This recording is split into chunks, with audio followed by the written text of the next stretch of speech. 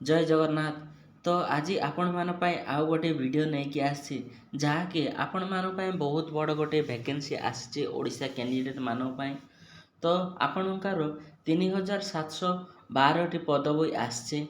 एटा केवल 10th बा +2 आपण जति पास करिसंती ताहेले एई पोस्टटा आवेदन करि पारबे एवं आपणकर एज 18 रु 32 वर्ष थिले आपण अप्लाई करि पारबे। तो वीडियोटा शेष पर्यंत देखंतु जहाँद्वारा कि कौ रिक्रुटमेंट केते रही एवं आपण मानकर डीओ एलडीसी जेएसए ए सबूर वैकेंसी डिटेल्स आपण मानक शेयर करदेवी एवं आपण मानकर जो वैकेंसीटा बाहरी एटा आपण मानकर आउ अदर एलिजिबिलिटी क्राइटेरिया कौन रही तार डिटेल्स आमे देखिनेबा एवं आपणकर सेंटर गुड़ा कोडी पड़िबो एवं आपण मानकर जो एज सैलरी रही आपण मानकर एज सैलरी एवं ए सबूर डिटेल्स कहिबे। तो वीडियोटा स्टार्ट करने पूर्व जदि चैनल नुआ अच्छा ताहले चैनल टी सब्सक्राइब कर दिंतु एवं लाइक शेयर कमेंट करने को जमार बोलेनि एवं सांग मानू ए वीडियोटा शेयर कर दिंतु जहाँद्वारा कि आपण सांग मैंने +2 पास करते एवं +2 रिसेंटली पढ़ी एग्जाम देइचंती ताहेले एगुड़ाक आपण मैंने आवेदन करें। तो चलतु वीडियोटा स्टार्ट करने पूर्व आपण मानकु अनुरोध वीडियोटा गाटी लाइक करदेवे एवं चैनल को सब्सक्राइब करने। तो चलतु आपण रिक्रुटमेंट कौन रही आम देखिनेबा। तो आपण मानकर जो पदवी रही government of India minister of personnel public grievance of prison department of personal training staff selection commission तरफ आसी जहाँकि आपण मानकर एटा हायर सेकेंडरी एजुकेशन जो रही कंबाइंड हायर सेकेंडरी 10th बा +2 लेवल एग्जामिनेशन 2022 रही।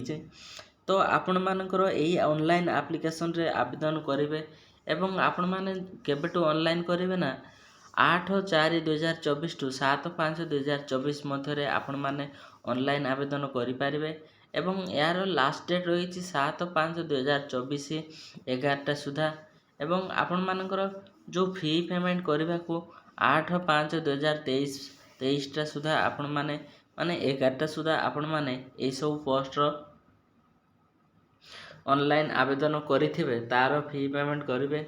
जदि आपण किसी भूल करें सेटा आपण 10 रु 11/5 मध्य आपण माने ए पोस्टार करेक्शन करें एवं आपण मानकर कंप्यूटर बेस्ड एग्जामिनेशन गुड़ाक जून बा जुलाई रे एइजिबो टायर 1 टा एवं टायर 2 टा आपण मानकर एइटा मध्य कंप्यूटर बेस्ड एग्जामिनेशन हबो। तो एइटा आपण मानको जते बेले एइ टायर 1 एग्जामिनेशन हम तापर आपण मानकु नोटिफाई करा जिवो जे आपण माने एइ सब पोस्ट केबे आवेदन करि पारिबे। तो आपण मानकर जो एलडीसी रो फुल फॉर्म रही लोअर डिवीजन क्लर्क सेटा क्लर्क एवं जेएस जूनियर सेक्रेटरी असिस्टेंट यही पोस्ट पाई आपण मानकर पे लेवल 2 रे रही सैलरीटा एवं आपण मानकर यही पोस्टा 19,900 टू 63,200 पर्यंत रही एवं तापर रही डाटा एंट्री ऑपरेटर डीओ पाई आपण मानकर लेवल पे रे हम लेवल 4 रे। तो एथिरे आपण मान 25,500 टू 81,100 पर्यंत रही एवं लेवल 5 रो आपण मानकर 29,200 टू 92,300 पर्यंत रही एवं ग्रेड ए रे आपण मानकर जो डाटा एंट्री ऑपरेटर रही आपण मानकर लेवल 4 रे जो रही 25,500 टू एवं 81,100। तो आपणकर टोटाल वैकेंसी रही आपण मानकर 3,712 वैकेंसी रही आपण मानकर जो वैकेंसी गुड़ाक जो डीओ एवं लोअर डिवीजन क्लर्क एवं जूनियर सेक्रेटरी असिस्टेंट पाई। तो एथिरे आपण मानकर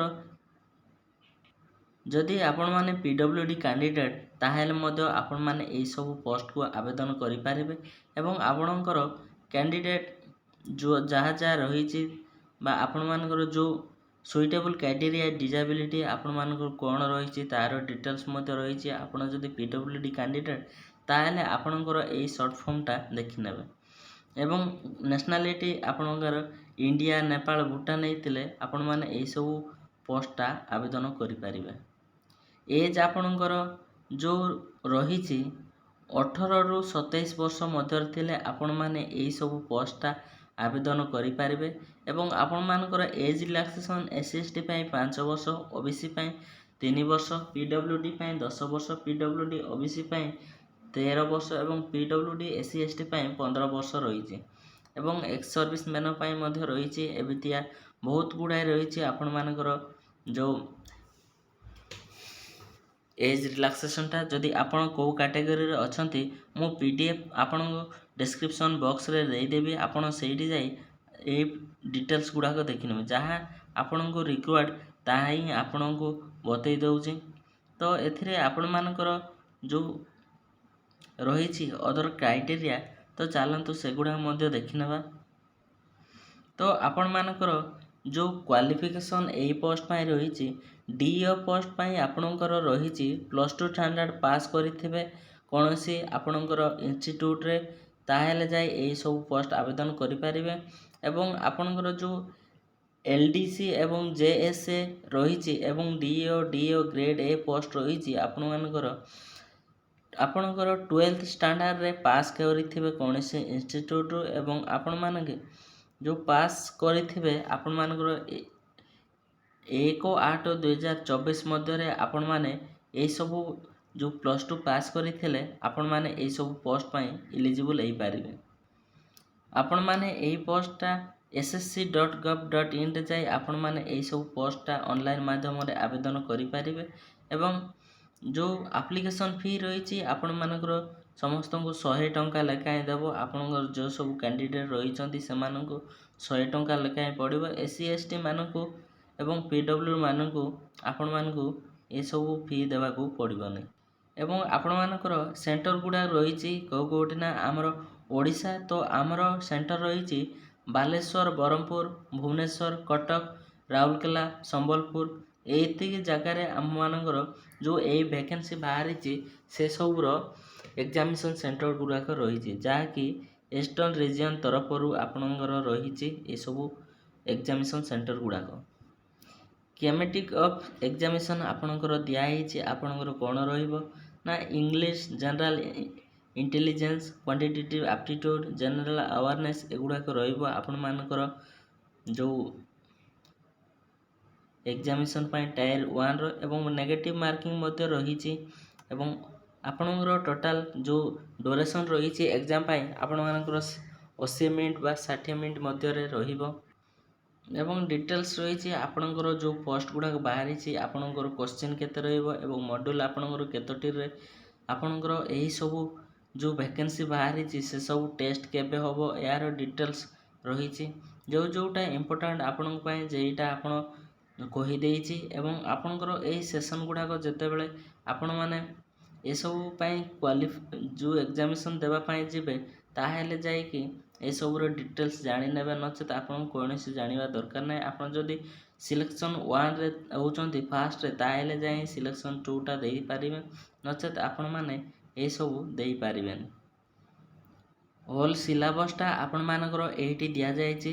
ତ ଆପଣ ତଳେ ସ୍କ୍ରଲ୍ କରି ଦେଖିବେ ପ୍ରତ୍ୟେକ ଯେଉଁ ସବୁ Schedule 1, Schedule 2 ସେସବୁ ରହିଛି। ଜେନେରାଲ ଆୱାରନେସ୍ କ'ଣ ପଡ଼ିବ, ତା ରିଜନିଂ, ଜେନେରାଲ ଇଣ୍ଟେଲିଜେନ୍ସ ଏହାର ଡିଟେଲ୍ସ ଆପଣମାନଙ୍କର ରହିଛି। ତ ଯଦି ଆପଣମାନେ ଆବେଦନ କରିବେ ତାହେଲେ ଏହାର ଡିଟେଲ୍ସ ନିଶ୍ଚୟ ଦେଖିନେବେ, ନଚେତ୍ ଆପଣମାନେ ପରେ ହଇରାଣ ହେଇଯିବେ। ତ ଆପଣମାନଙ୍କୁ ଅନୁରୋଧ ଡିଟେଲ୍ସ ନୋଟିଫିକେସନ୍ ଥରେ ଆପଣମାନେ ନିଜେ ପଢ଼ନ୍ତୁ।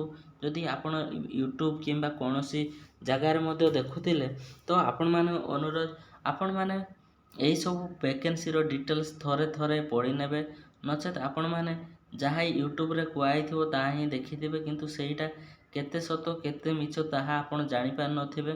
ତ ଆପଣମାନଙ୍କୁ ଅନୁରୋଧ ଫିଜିକାଲି ଥରେ ଆପଣମାନଙ୍କୁ ପଢ଼ିବେ। ତ ଭିଡ଼ିଓଟା ପସନ୍ଦ ଆସିଥିଲେ ସାଙ୍ଗମାନଙ୍କୁ ମଧ୍ୟ ସେୟାର କରିଦିଅନ୍ତୁ।